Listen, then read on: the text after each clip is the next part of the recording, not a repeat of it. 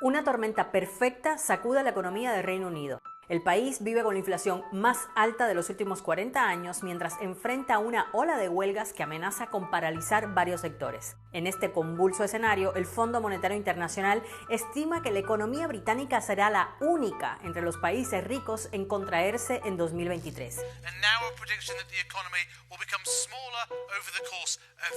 ¿Qué le está pasando a la economía del Reino Unido? Eso lo explicamos en este video. Primero veamos qué dicen las cifras. El Fondo Monetario Internacional pronostica una contracción de un 0.6% en la economía británica en 2023. Y según los pronósticos del Banco de Inglaterra, Reino Unido podría ser la única de las grandes economías que entre en recesión. This year is going to be probably a year of stagnant growth. That's really bad after a long period of very poor growth. We should be recovering quickly after COVID. We're not. Ni Rusia, que está envuelta en una guerra y que es objeto de sanciones, tiene pronósticos tan negativos. A esto hay que sumarle la inflación, que pasa de los 2 dígitos y alcanzó a finales de 2022 el nivel más alto de las últimas 4 décadas.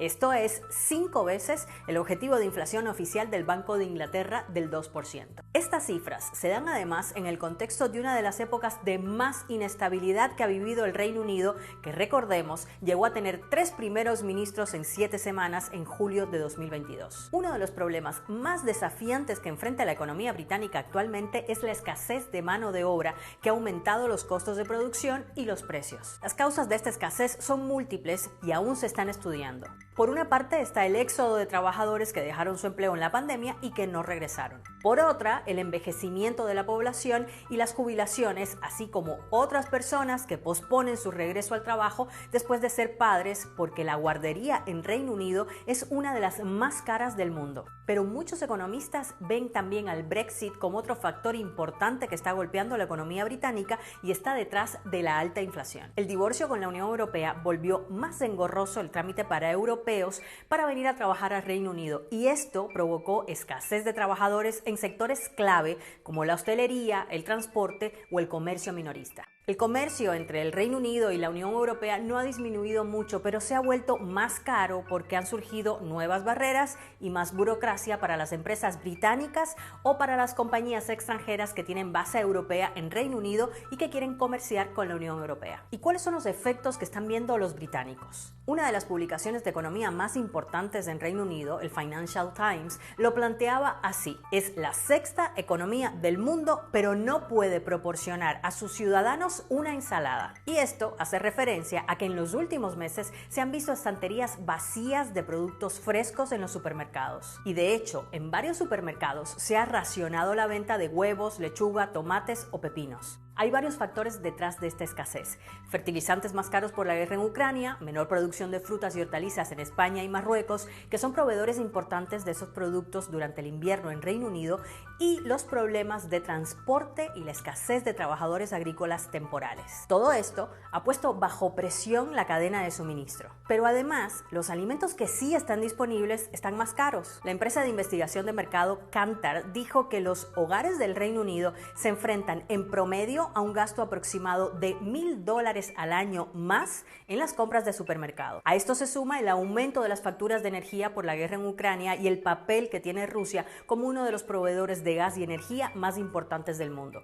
Según el Fondo Monetario Internacional, los británicos fueron los más afectados en Europa por la alta dependencia del gas que tiene. Reino Unido utiliza gas para generar alrededor del 40% de su electricidad y para calentar el 85% de sus hogares, que también se encuentran entre los menos eficientes energéticamente de toda Europa. Pero mientras los precios suben, los salarios no alcanzan y no han subido a la par, por lo que muchos trabajadores ven cómo pierden su poder adquisitivo. Veamos, por ejemplo, el caso de los profesores. Al descontar la inflación, su salario cayó un promedio de un 11% entre 2010 y 2022 según el Instituto de Estudios Fiscales. El resultado ha sido una ola de huelgas de trabajadores del transporte y de la educación para pedir al gobierno un aumento de sueldos. También se sumó a la huelga el NHS, el Servicio de Salud Pública, que vive su peor invierno en una generación por los estragos del COVID y la gripe, un recorte de financiación y la falta de personal. En los últimos meses, meses, las huelgas han sido tan habituales en el día a día de los británicos